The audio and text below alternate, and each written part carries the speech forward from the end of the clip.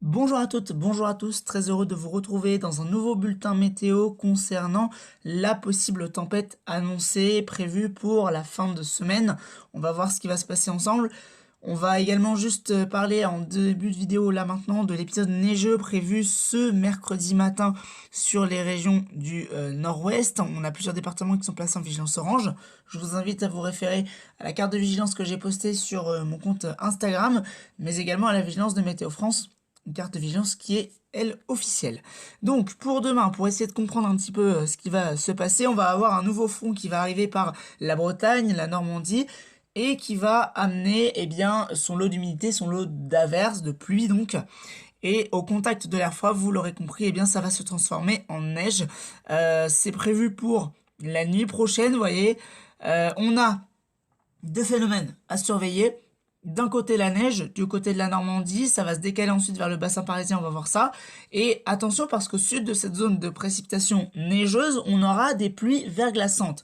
Il fera pas assez froid pour que la neige tombe, en revanche les sols seront gelés, donc eh bien ça va favoriser la formation de plaques de verglas et au contact du sol, les pluies vont se transformer en verglas, donc pluies verglaçantes sur notamment la Loire-Atlantique, la Vendée et potentiellement également le Maine-et-Loire sur le run de midi. Voilà, regardez le beau front neigeux qui va donc avancer sur le bassin parisien sur la matinée de mercredi. À son passage en termes de cumul, très rapidement, on va attendre des couches entre 5 et peut-être localement 10 cm. Là, rien de certain encore sur les cumuls, on a encore des incertitudes. Là, ça a tendance à être un petit peu revu à la baisse, je vois ça. On sera en général entre 3 et 5, voire 6 cm, peut-être localement plus. Et vous voyez que la région parisienne serait touchée, donc voilà en tout cas ce qu'il en est de cet épisode neigeux. On va à présent pouvoir évoquer le risque de tempête prévu pour ce vendredi. Et justement, parlons-en de ce risque de tempête pour la fin de semaine, pour la soirée, la nuit de jeudi à vendredi sur les régions du nord notamment. Encore une fois, hein, c'est vraiment ces régions qui seront concernées. Elles ont déjà été concernées par la neige ce lundi, à nouveau ce mercredi et du vent vendredi. Donc ce sont vraiment des événements qui s'enchaînent en ce moment. Il va falloir être vraiment encore là aussi très prudent. On va aller zoomer sur l'Europe de l'Ouest. Regardez du coup la dépression qui devrait nous concerner pour la journée de jeudi, elle est alors elle n'est pas encore formée à l'heure actuelle, mais regardez, elle va vraiment se creuser en fait quasiment en arrivant sur la France. Elle est vue à 975 hectopascales, peut-être un peu plus creuse, peut-être quasiment 970, mais surtout regardez les isobars extrêmement resserrés, preuve que les rafales de vent seront très fortes. Et voici la carte des rafales de vent. Voilà. Ici, voilà, juste ici sur le nord de la Bretagne, regardez le modèle Icône qui voit véritablement cette bombe météo avec des rafales en mer à 170-180 km/h. Les modèles se sont un petit peu calmés, je dis bien un petit peu, sur les côtes de la Manche parce que certains voyaient quand même des rafales de 130 à 140 km/h. Pour l'instant, il n'y a pas encore de certitude et de fiabilité totale sur la valeur des rafales, mais on peut d'ores et déjà dire qu'on va dépasser les 100 km/h sur les côtes de la Manche, ça c'est une certitude. À noter que Météo France, les services de Météo France ont nommé cette tempête et elle s'appellera tempête Goretti. Voilà, donc elle est nommée, elle a été nommée cet après-midi par les services météo.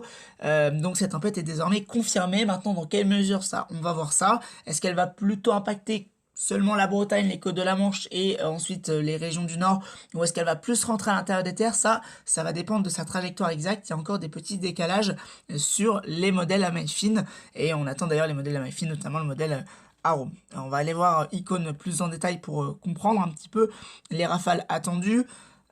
Voici ce que lui envisage. On voit donc bien ce couloir de vent ici qu'on retrouve sur les côtes de la Manche.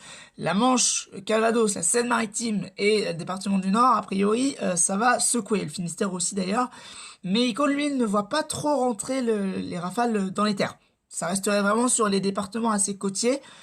Pour le coup, lui, dans les terres, il envisage des rafales plutôt classiques, hein, de l'ordre de 60 à 80 km/h. En revanche, le modèle arpège, lui, il est un petit peu plus violent, on va aller le voir juste après. Voilà, donc on va dépasser les 110, peut-être 120 sur les départements normands. Ce qui est sûr, c'est qu'on sera à plus de 100 km/h. Ça, c'est une certitude. Maintenant, à voir les détails. Arpège, je vous le disais, un petit peu plus virulent, en tout cas dans les terres. Regardez, voici ce qu'il voit. Effectivement, des rafales. Donc, on voit deux zones de vent sur arpège. Une, effectivement, sur les côtes de la Manche. Et une autre, plus au sud, au niveau de la Loire-Atlantique, et sur le bassin aquitain.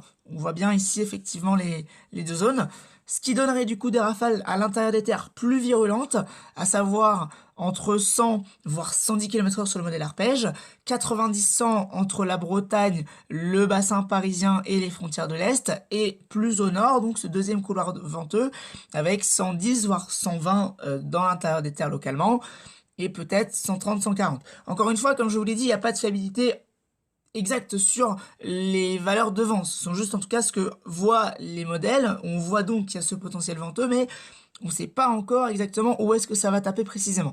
Ce que je voulais également vous montrer, c'était le potentiel de neige qui va se décaler sur les frontières de l'Est pour la journée de vendredi. Avec cette arrivée de la perturbation de vendredi, effectivement, il y a un nouveau conflit qui pourrait avoir lieu sur les régions de l'Est. Alors, Arpège, je le vois pas pour le coup, mais il n'est pas impossible qu'on ait peut-être une occlusion neigeuse sur cette dépression. On voit bien ici d'ailleurs l'occlusion de la dépression qui est sur les îles britanniques. En fonction de sa trajectoire, du stock d'air froid qui sera plus au nord, on verra s'il y a une occlusion neigeuse qui pourrait potentiellement donner quelques chutes de neige, peut-être plutôt sur les régions du nord et de la Belgique. Mais ça, on n'en est pas encore sûr. On verra ce qu'il en est.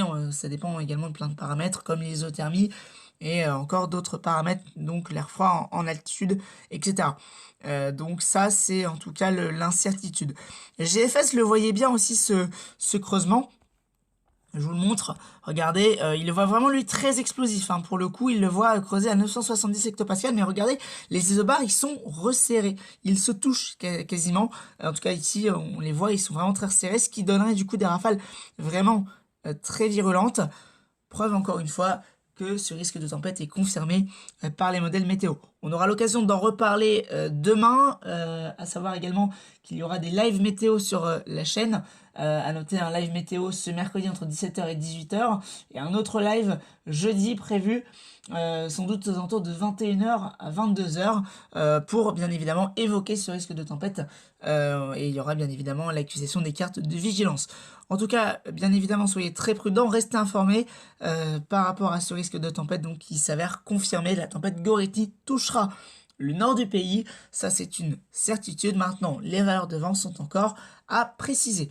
À bientôt, merci.